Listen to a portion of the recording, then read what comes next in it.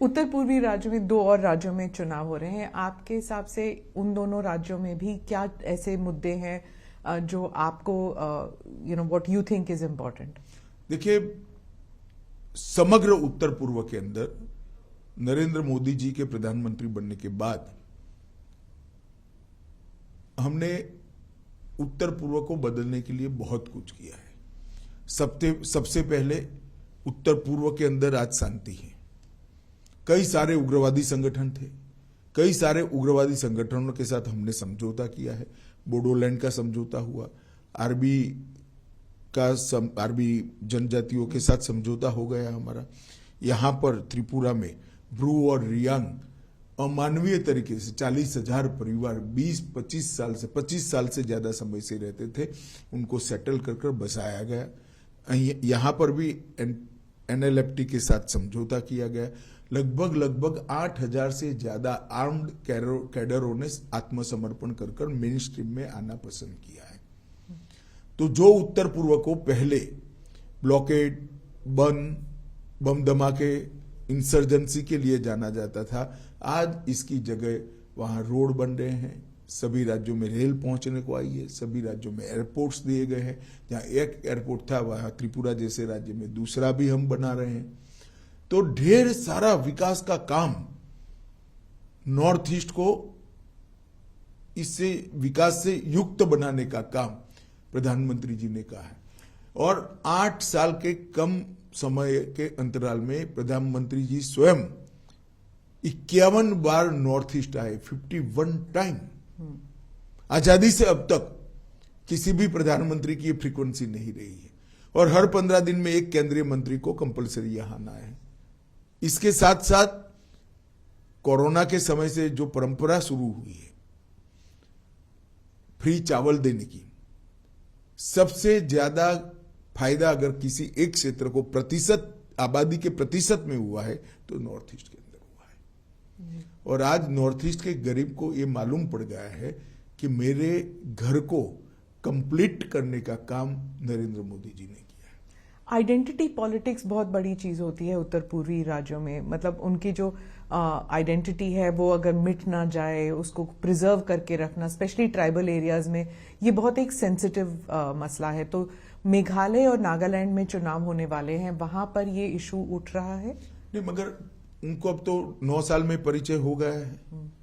Media जो हमारे लिए अफवाहें फैलाता था कि हम आएंगे तो आपकी आइडेंटिटी चली जाएगी, आपकी भाषाएं चली जाएगी, उल्टा मोदी जी के आने के बाद लोकल लैंग्वेजेस और स्ट्रेंथी हो गई और मजबूत हो गई। अब प्राथमिक शिक्षा स्थानीय भाषाओं में होने लगी है। और इतना ही नहीं, कई सारी बोलियां जैसे मणिपुरी है, जैसे यहाँ की बोली है, त्रिपुरा की, कई सारी बोलियों में भी शिक्षा का प्रचार प्रसार बढ़ने लगा है। बोडोलैंड में भी उनकी भाषा में प्राथमिक शिक्षा होने लगी है। तो उनकी आइडेंटिटी को और मुखर कर मजबूत करने का काम भारतीय जनता पार्टी की सरकार ने किया।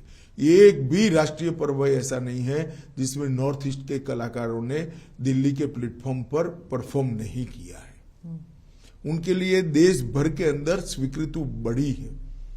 नरेंद्र मोदी जी के लिए कई पत्रकार एनालिसिस करते करते आर्टिकल लिखते हैं तो मैं पढ़ता हूं कि भाई नरेंद्र भाई ने रोड कनेक्टिविटी बढ़ा दी, नरेंद्र भाई ने एयर कनेक्टिविटी बढ़ा दी, नरेंद्र भाई ने रेलवे से उत्तर पूर्व को जोड़ दिया। ये तो किया ही है प्रधानमंत्री जी ने। मगर प्रधानमंत्री जी ने सबसे बड़ा काम अगर किया है तो उत्तर पूर्व और बाकी के भारत के हिस्सों के बीच में जो मन की दूरी थी उसको समाप्त कर दिया है। आज उत्तर पूर्व के लोगों को मन से लगता है कि भारत के बाकी हिस्सों में हमारा सम्मान है, यहां भारत के लोगों का सम्मान होना चाहिए। नागालैंड में भी ईस्टर्न नागालैंड में कुछ लोगों ने उकसा कर इलेक्शन का बहिष्कार करने का ऐलान करवाया था। अभी ANPO ने विड्रॉ कर लिया। उन्होंने कहा हमें मोदी जी पर भरोसा है। तो यही बताता है कि अब ये चीजें नहीं चलने वाली। तो वो जो अकॉर्ड है उसका अभी तक वो सुलझ नहीं पाया अभी तक। देखिए, सुलझ नहीं पाया है। अकॉर्ड किस चीज के लिए होते हैं? अकॉर्ड हिंसा बंद करने के लिए होते। हिंसा तो बंद ही हो गई है, सीज फायर है ही। और इस पर डिस्कशन चल रहा है। जब उत्तर पूर्वी राज्यों में जब इलेक्शन होते हैं हमेशा जो ये बातें चलती हैं कि CAA NRC को लेके, लेकिन इस बार ये 3 राज्यों में चुनाव होने वाले हैं इस महीने और CAA NRC की बात ही नहीं उठ रही। आप भी नहीं उठा रहे और ऑपोजिशन भी नहीं उठा रही। नहीं, हमारा उठाने का सवाल ही नहीं है, क्योंकि यहाँ पर शेड्यूल 6 और इनर लाइन परमिट से प्रोटेक्टेड लगभग 80% से ज्यादा हिस्सा है, इसलिए इससे प्रभावित ही नहीं होता है। सर, जनजाति लोगों की जो समस्याएं हैं उनको किस तरह दूर किया हुआ है बीजेपी ने, और ऐसा आपको क्यों लगता है कि जो जनजातीय समुदाय है बीजेपी को वोट देगी इस बार? देखिए, मैं आपको बताता हूं, जनजातीय समुदाय की बहुत सारी दिक्कतें थी। एक तो मन से वो उनकी स्वीकृति चाहते थे। नरेंद्र मोदी जी ने बड़े प्यार से जनजातियों को गले लगाने का काम किया है।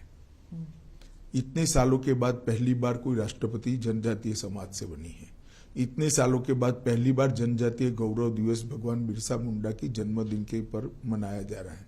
इतने सालों के बाद 1857 से पहले से जिन जनजातीय स्वतंत्रता सेनानियों ने देश को स्वतंत्र कराने के लिए योगदान दिया, इसके 10 बड़े बड़े म्यूजियम 200 करोड़ की लागत से बनाए जा रहे हैं। एकलव्य स्कूल लगभग 300% बढ़ जाएंगे। तो ये बहुत बड़ी उपलब्धि है। उनको लगता है कि ये सरकार हमारे लिए सोच रही है। इसके साथ साथ देश भर के जो गरीबों को फायदा हुआ, वो पूरा फायदा जनजातीय समाज को किसी भी भेदभाव के बगैर मिला है। मैं स्पष्टता से कह सकता हूं, कांग्रेस के शासन में नहीं होता था। आज गरीबों को घर मिल रहा है, तो क्योंकि जनजातीय समाज में सबसे ज्यादा गरीबी थी, सबसे ज्यादा फायदा उनको हुआ है। घर में पानी पहुंच रहा है, उनके घर में बरोबर पहुंच रहा है। गैस का सिलेंडर मिला है, उनको भी मिल रहा है। 5 लाख तक का हेल्थ का कार्ड मिल रहा है, तो उनको भी मिल रहा है। मुफ्त चावल उनको भी मिल रहा है। ढेर सारी चीजें जो मोदी जी ने आम गरीबों के लिए की, इसका किसी भी भेदभाव के बगैर उसका फायदा जनजातियों को मिला है। और जनजाति को भी अब विकास का अनुभव होने लगा है कि हमें गुमराह कर कर, झगड़ा लगाकर हाथ में हथियार थमा दिए गए, मगर हमारा कल्याण नहीं हुआ, पीढ़ियां बर्बाद हो गई। आज शांति के कारण डेवलपमेंट संभव हुआ है। शांति के कारण जनजाति के बच्चों का शिक्षा समाप्त हुआ है, और शांति के कारण रोजगारी भी बढ़ी है। और ये जो नरेंद्र मोदी जी का संदेश है, विकसित नॉर्थ ईस्ट, पूरे भारत में इंजीनियरिंग अजूबा माने जाएंगे। इस प्रकार के double decker bridge north east के अंदर बने हैं। 2024 के पहले नॉर्थ ईस्ट की सभी राजधानी रेल और एयर इससे जुड़ जाएगी।